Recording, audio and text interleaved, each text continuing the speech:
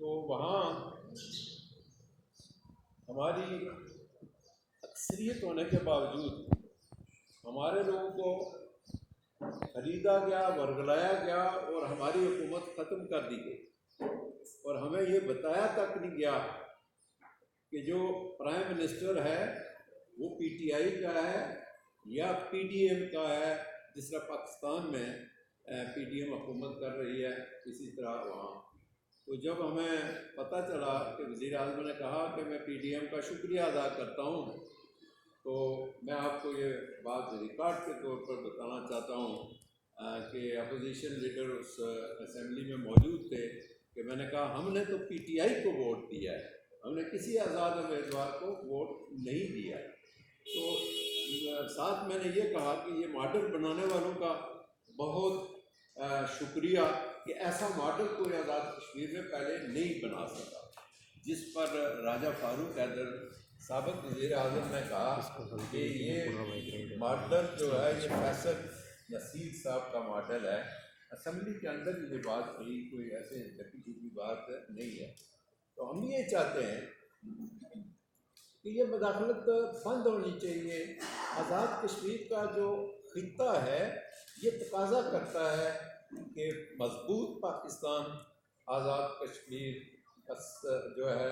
وہ سفارتکاری کر سکتا ہے۔ مسئلہ کشمیر پر یونائٹڈ نیشن کی قراردادوں کے مطابق جو ہے وہ دباؤ ڈال سکتا ہے، دنیا کو باور کرا سکتا ہے، لیکن اس کے لیے میں آپ سے گزارش کروں گا کہ پاکستان میں ایک ہی شخصیت ہے جو انٹرنیشنل سطح پر جس کی پہچان ہے، اور آزاد کشمیر میں پاکستان میں جس کے پاس مینڈیٹ ہے، اور وہ ہے عمران خان، جو کشمیریوں کی سفارتکاری بھی کر سکتا ہے، جو کہ عالمی سطح پر آج جو صورتحال پیدا ہو چکی ہے کہ مسئلہ فلسطین پر مسلمان جو ہے وہ خاموش بیٹھے ہوئے ہیں، اور کروڑوں کے وہ لوگ وہ خاموش بیٹھے ہیں، اور جب 313 جب تھے تو انہوں نے لرزہ طاری کیا ہوا تھا۔ یہ ہے آج کا مسلمان اور یہ ہے اس وقت کا مسلمان۔ تو ہمیں آزاد کشمیر کے ساتھ، کشمیری مسلمانوں کے ساتھ جو کچھ ہو رہا ہے اور آج کل جو فلسطین میں ہو رہا ہے، اس کے لیے پاکستان کو معاشی لحاظ سے، سیاسی لحاظ سے استحکام ہونا چاہیے۔ یہ اسی صورت میں ہو سکتا ہے کہ عمران خان کو جو بے گناہ ہے، قیدی نمبر 804 جو بے گناہ ہے، انہیں ریلیز کیا جائے۔ آزاد کشمیر،